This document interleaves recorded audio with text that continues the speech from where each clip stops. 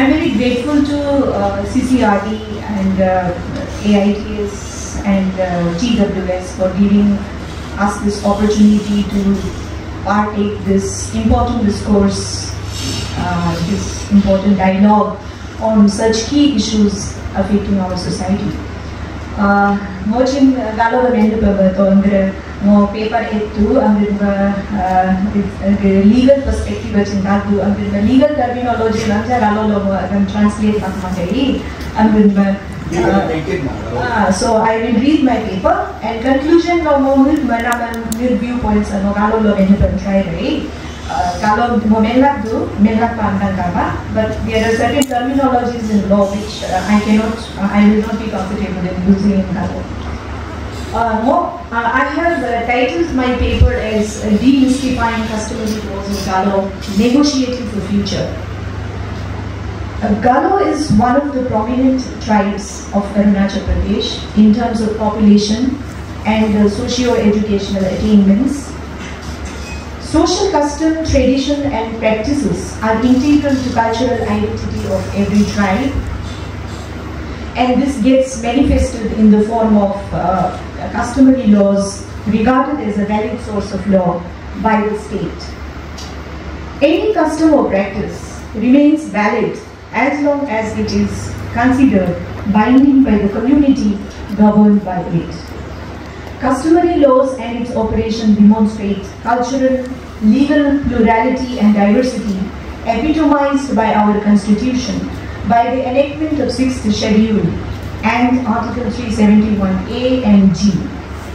Nobody can dispute the fact that customary laws and traditional institutions have a strong hold in the community in the present modern times that we are in.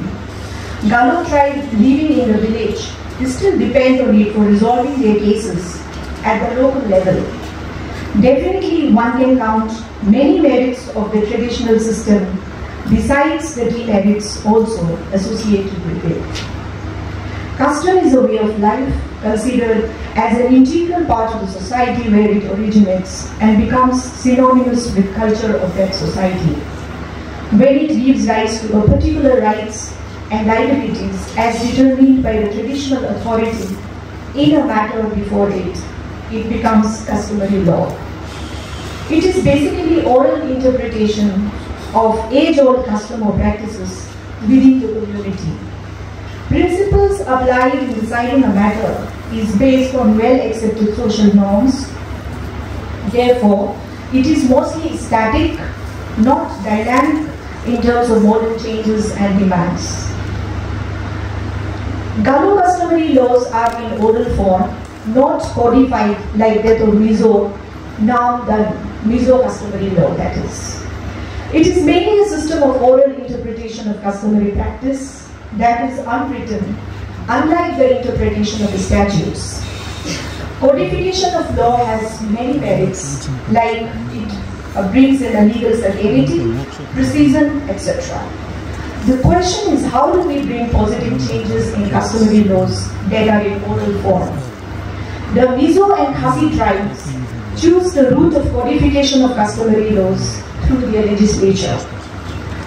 We may be critical of their codified customary laws for many reasons. Perhaps they realized that only possible way to give more legal sanctity to customary laws was to codify it. Logically speaking, any change in oral customary laws would ask for a tangible step, such as codification as per legal procedure.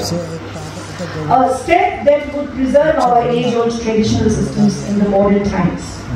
The idea of codification is not antithetic to customary laws, but it would confer statutory status and become enforceable by the court.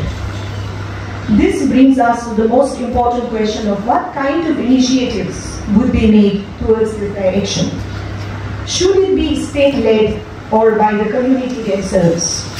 I believe the community-led initiative in this regard will enjoy more social acceptance along with the support of the state as a facilitator.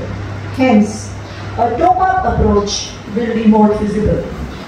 Another key concern is need for equal gender participation in issues concerning customary laws and any new developments in this area. Any progressive change would require free dialogue and discourse amongst the civil society on all thorny issues by creating an atmosphere for free speech and expression.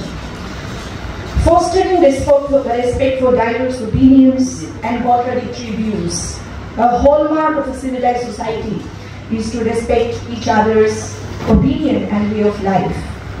Many of you would agree with me that our traditional customary institutions are losing its past glory and respect it commanded. Well, many factors will be responsible for this state of affairs.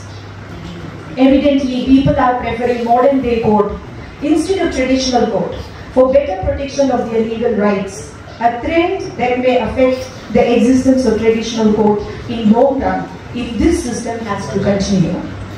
It would be worthwhile to see how other tribes of northeast states have treated their customary laws in terms of codification. I would like to focus on Nagas, Mizos and Khasi status on this. The Naga tribes in Nagaland continue to follow the customary laws and procedure as guaranteed under the constitutional provision in Article 371A. Like most indigenous people, the Nagas have relied on the oral narratives as they do not have any historical account. As per Sumi tribe, in the case of committing adultery, a heavy penalty was imposed, and if the accused fails to pay off the fines, the offender was obligated to become a member of the victim's clan. Polygyny was practiced in the past, but with the coming of Christianity, the latter preached about monogamy, one woman for one man.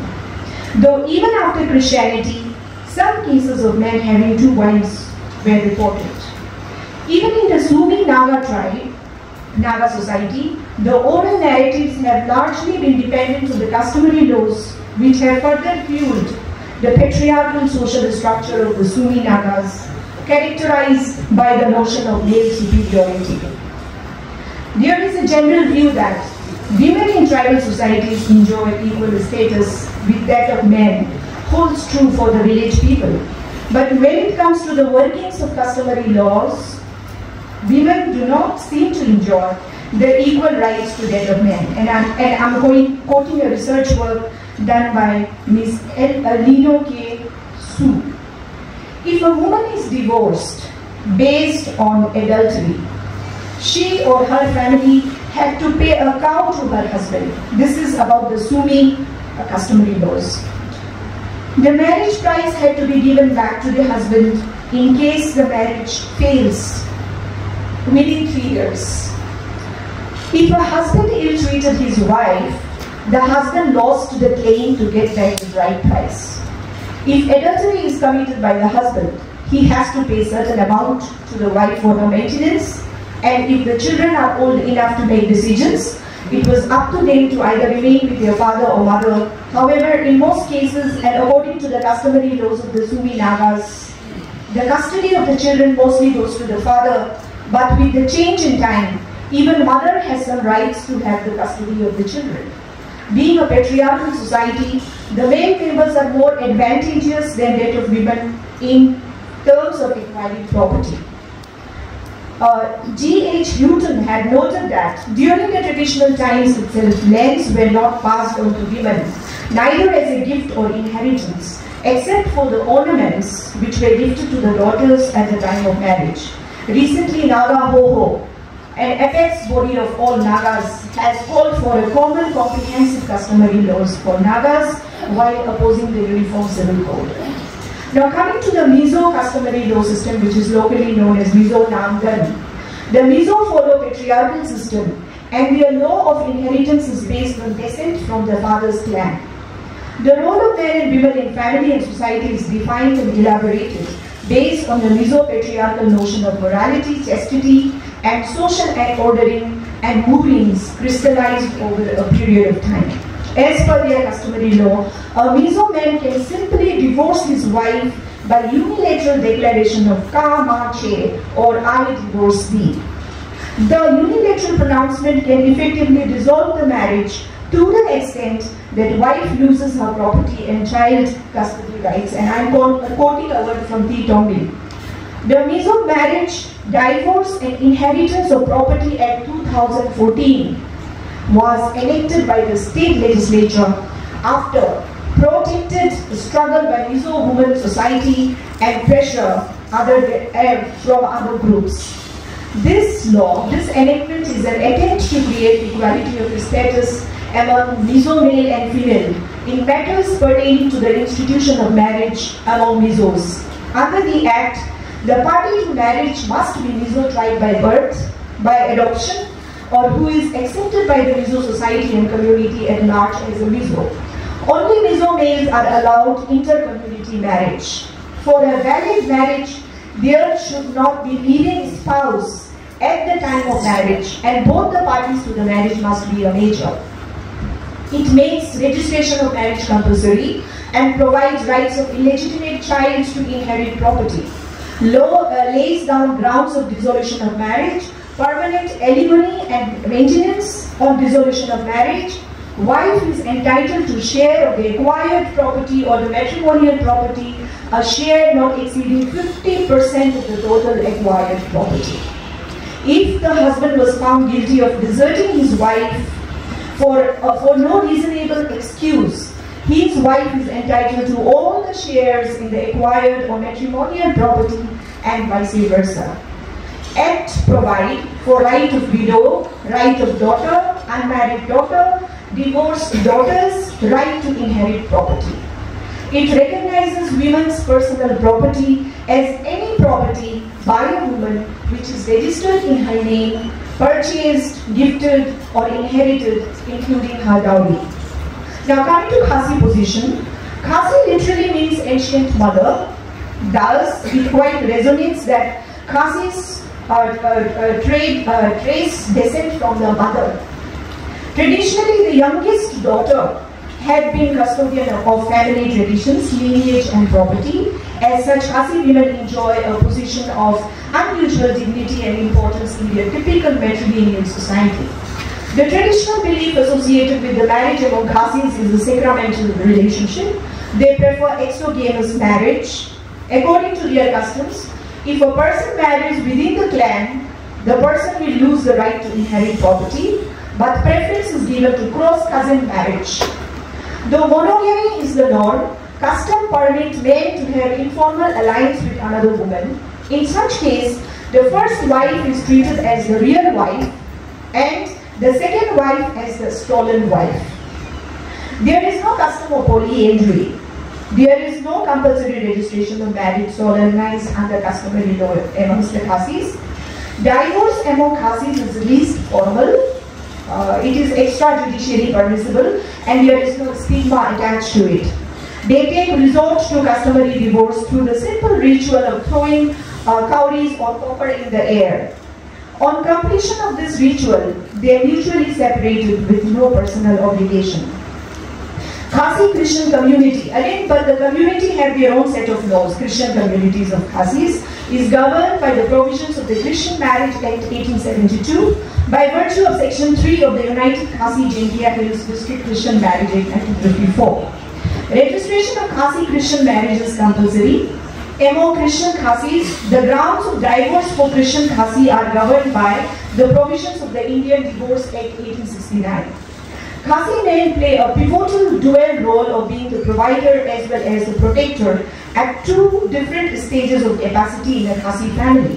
One at his mother's home and another at his wife's home.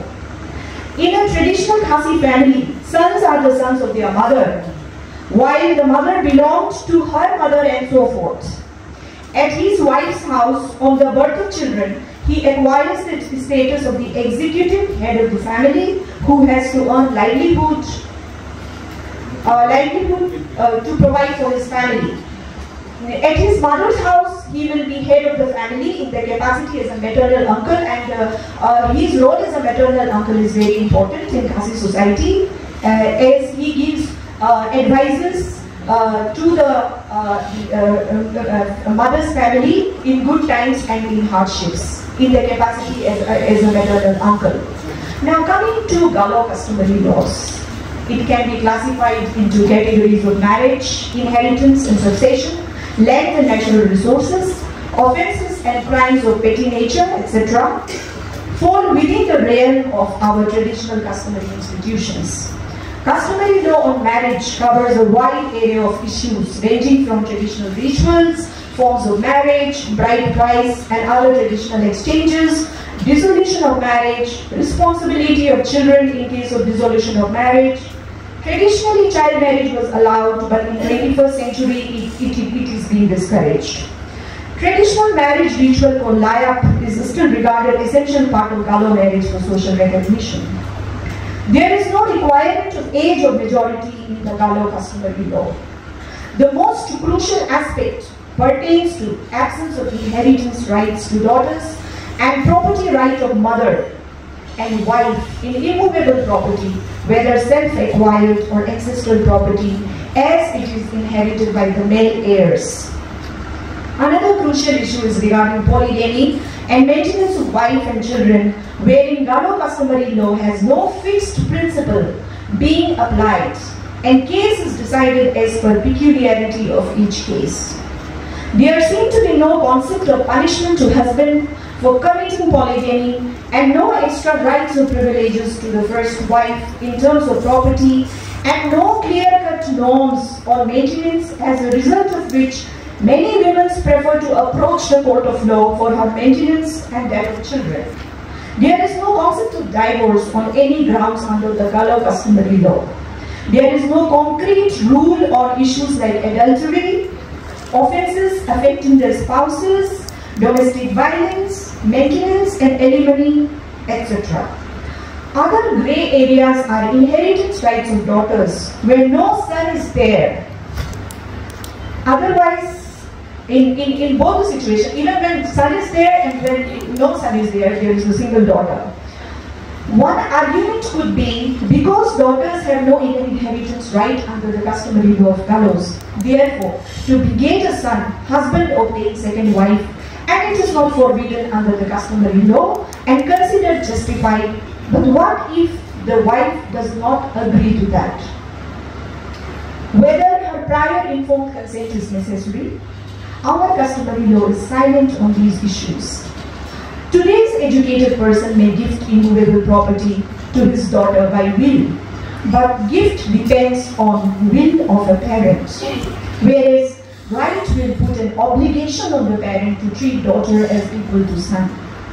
These concerns, which has become modern day challenges, have never been addressed under our oral customary law dispensation.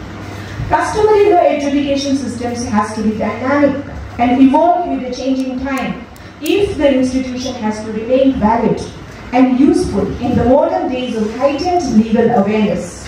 We have to realize that customary law values and principles must adopt a progressive outlook in dealing with women's rights and problems by adopting basic principles of constitution and gender justice. This is all what I wanted to present to the August gathering today. Excuse me, Annie. Half a minute, maybe. Half a minute. I'll just conclude very quickly in Galo.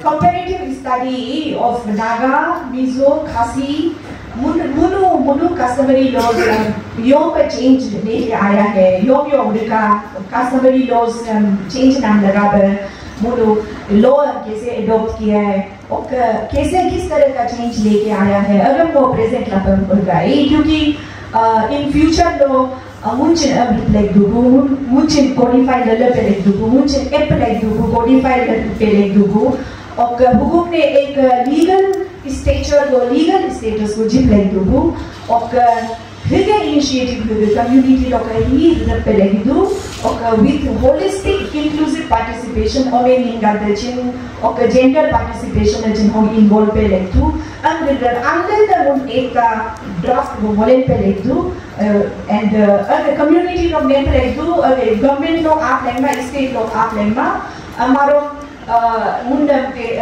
UCCH enforcefully mundum low impose ना chance कादू को UCCH आप बोलो mundum customary law institutions है वो ये ले ना chance कादू को customary law institutions and nearly Murupelenga do much very advantages kadu and the Alman poster Munu Lapat Ganda orally to Alman poster Lapat Namara Alman poster Lapan Namada Munu have the 45 minutes other than the India or Thank you so much.